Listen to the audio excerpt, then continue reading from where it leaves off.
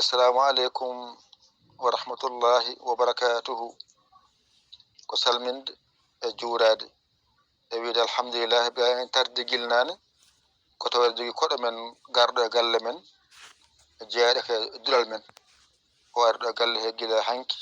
ɗum waɗi gila hanki ha joni en mbawa dañde damal no garɗen ha golle ɗe no yarata ni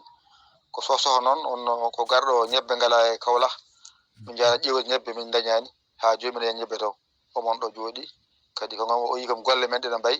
ko huccete majje gila hanki omo daara no mbaɗiranmi omo ƴeewa no golliranmi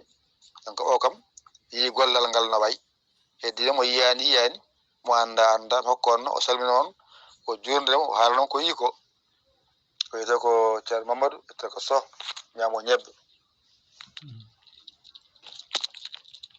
Mi salmini bandiraɓam andu diine ma fof gila e gardiɗo ha yetti min kaalowo. Mi salmini mon mi juurima mon ko ardi fof mi ñaguima duwaw mi neldi mon duwaw mi ñaguima Allah kadi message o yo taw mon e jaam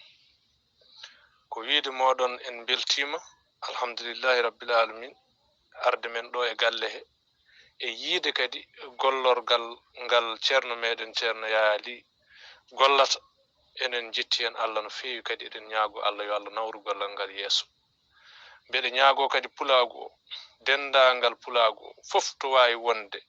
ɓe wonɓe ɗo e dental ɓe eɓe cuwa arde yo ngar gona ɗo e dental he mbawa jeeyede e ɗeɗo golle golleteɗe ɗeɗo golle de yon gandu so ɗe ngariɗo tawima e téléphone maɗa a andata no ɗe gollira ko ma ngara ha jottoɗa jiya no ɗe gollirte ni on saa mbawata tigi rigui andude ko golle mawɗe goni ɗo wona golle tokose kono nde tawno ko golle gonduɗe e laaɓal gonduɗe kadi e fandare moƴƴere anniya o ma Allah nawmba tan ha to Allah hanni kala e moƴƴere muɗum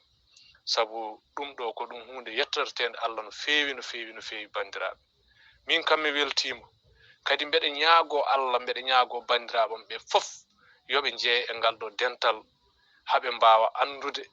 ko watte hen ko ɓe mbawa famde ɗum ɓe mbawa kadi toppitade kadi yoɓe gandude ko waɗate ɗo ko min kam mbiyammi ko haydara waɗaka tinnoɗen